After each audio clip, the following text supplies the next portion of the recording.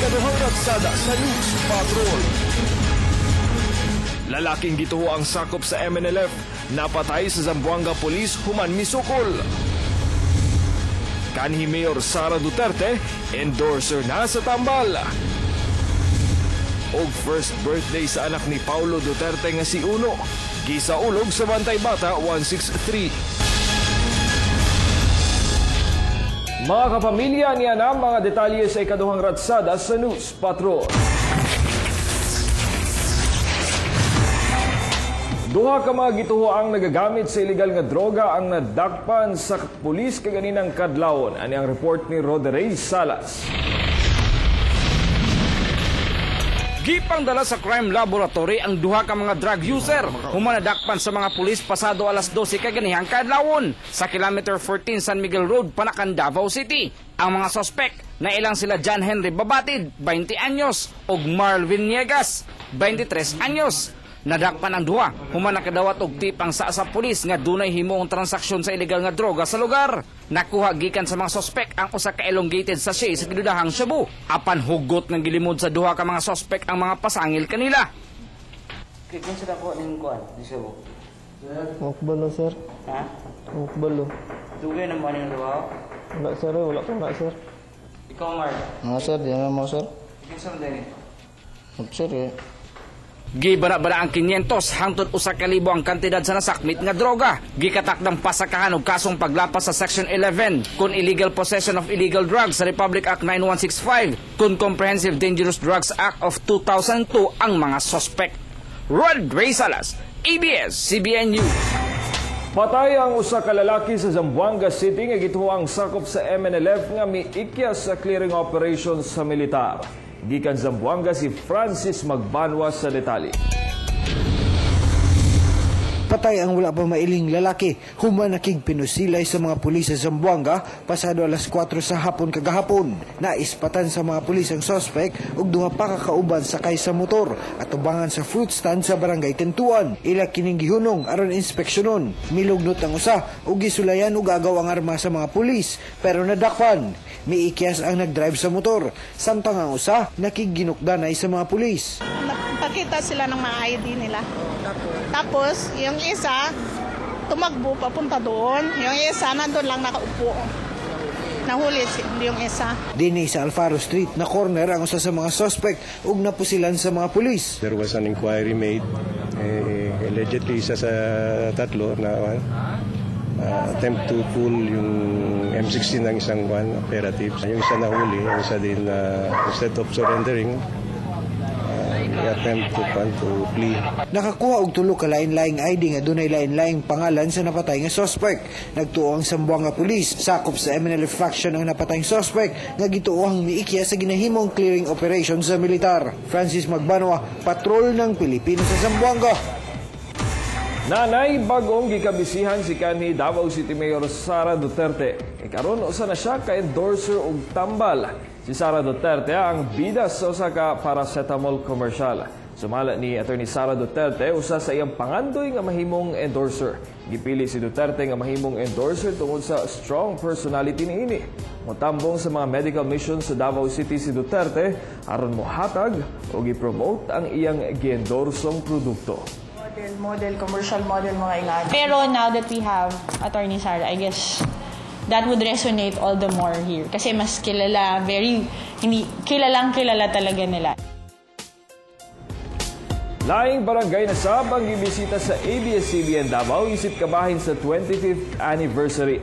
Gibisita sa ABS-CBN ang barangay Mintal, Davao City niadtong Domingo. Diin 25 ka mga nag-edad og 25 anyos ang gihatagan og libreng kumbira kauban ang ilang pamilya.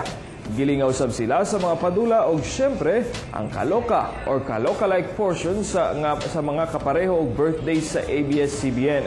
Ingon ni inisab ang kalingawan sa Daliao Turil, Davao City di ang gibisita ni atong Biyernes.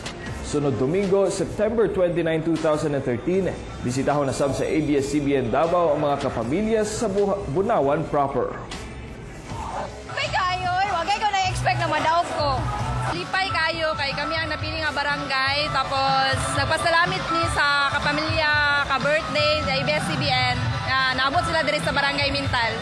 Mapasalamaton kayo sa ABS-CBN Regional Network, no?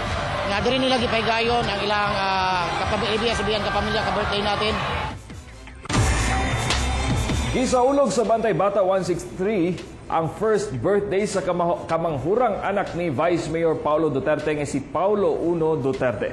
Bisita ni Uno Duterte ang mga sheltered children ug scholars sa Bantay Bata 163 Davao niadtong Sabado sa Old ABS-CBN compound. Mitambong sa party si kanhi Mayor Eday Sara Duterte kauban ang iyang mga anak. Gipadayag sab sa Vice Mayor ang iyang suporta sa mga benepisyaryo sa programa. Mapasalamaton sab kaayo ang mga scholars sa Bantay Bata 163 Davao. Masayang-masaya po. Kasi? Dahil sinama niya kami sa kasayahan niya at sa kanyang blessing. Napili na mo ang Bantay Bata kay may na lang makahatag-tag kalingawan labi na gid sa inyong children na ginaamuman, no? Importante kay ang uban manggod adunahan na di na kinahanglan nato tagaan o kang importante kani mga bata diri na sa Bantay Bata matagaan natong pagtagad kay para malingaw pud sila. Og mo kadto mga balitang naglangkob sa News Patrol karong buntag mga kapamilya, daghang salamat.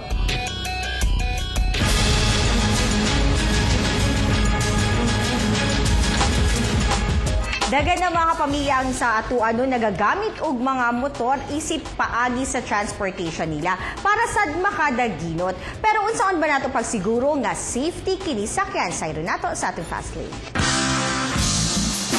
Aron makadaginot og daling makalusot sa traffic, mas ginapili sa uban ang paggamit og motorsiklo. Pero alang sa safe driving, importanteng nagagana gayud ang imong brake sa motor. Aron malikay ta sa disgrasya, kinanglan dapat atong mga brakes nindot gyud og performance. Sakto atong maintenance kay naman gid na yung mga ginasunod na mga steps, guidelines aron pod nato masunod ang maintenance ato ang mga brake system. Apan unsa ba ang mga timailhan kung may problema kamo sa inyong brake? Kung inyong mabantayang lain ang tingog sa inyong motorsiklo, ang inyong buhaton, i-check ang brake drum. Kinahanglang hinlo o walay abog nga mabilin. Bantayan sab nga dili mo pilit ang brake arm o brake arrow. Kung medyo baba na ang inyong pagtamak sa brake, i-adjust lang ang adjusting nuts. Syempre, dili sa pagkalimtan nga i-check ang brake pads. Kung nahilis na kini, mas maayong ilisdan kini dayon. Usasab sa timailhan kung nag-leak na ang inyong brake fluid. Depende man gud sa dagan sa imuhang motor, city drive lang ba ka or naga-out of town ka, lagi nga kan. Every 2,000 kilometers above, check kasi mong brakes. On or before ka maglakaw, kinanglan gini may check imong brakes. Ang pag-check sa inyong brake, dili lang para sa inyong motor, kundi hasta nasab sa kaluwasan sa mga musakay niini.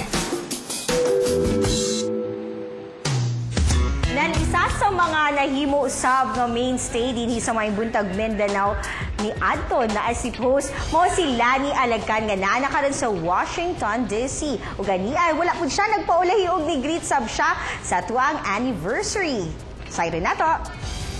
I am very proud to have been a part of ABS-CBN Davao's Maayong Buntag Mindanao. Marami akong natutunan dito at marami din akong mga memorable experiences kauban ng aking staff o crew. Lipay ko og dako tungod kay daghan ng mga achievements all throughout the years.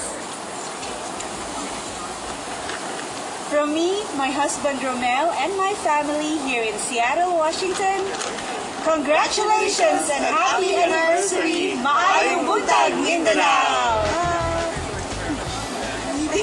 Ayan, thank you very much, Lani, and happy na siya mga anak. Ayan, congratulations and good luck. Siguro, tangan na to ang sa mga umaabot nga adlaw, no? Basing napay mga kanhi, mga host, ug mga anchors nga moambit sab sa ilang mga greetings kanato, no? Ug mahatag og mensahe bahin sa 20th anniversary sa Maayong Buntag Mindanao. Siguradong na-miss na pud nila ang mag-host din sa Maayong Buntag Mindanao. Pero kini mga kapamilya, syempre, para sab sa mga suki nato, mga ka-Facebook nato, unsa ba ang atong prize of the week now? Ang prize of the week nato mga kapamilya, usa ka rice cooker.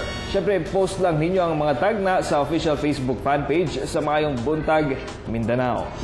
And don't forget mga pamilya, karong Friday mag-uban-uban ta para sa usa ka public service activity sa Maayong Buntag, Mindanao. Isipasalamat sab namo sa inyo sa padayon ninyong pakigduyog sa amua all throughout sa 20 years nato. Dagag mga libreng serbisyo ang among idalat sa inyo. Sama na lang sa libreng gupit, naapod tay free eye check-up, and syempre para po nanawagan ta sa mga gusto mag-donate og dugo natay bloodletting activity nga paghahimo na tanan dinha sa People's Park. Siyempre, pasalamatan sa nato ang mga sponsors karon, no? At dahil salamat sa Gaisano Grand City Mall sa Hairs and Nails ug Hair to Die for Salon. Happy birthday sab kang Abong Rosales gikan sa imuhang misis. And syempre, sa Max sa Suit Naman Club everyday, Pink and Gold Blooms Facial and Spine kay Dr. Danny Stan and Fernscape para sa among landscaping design.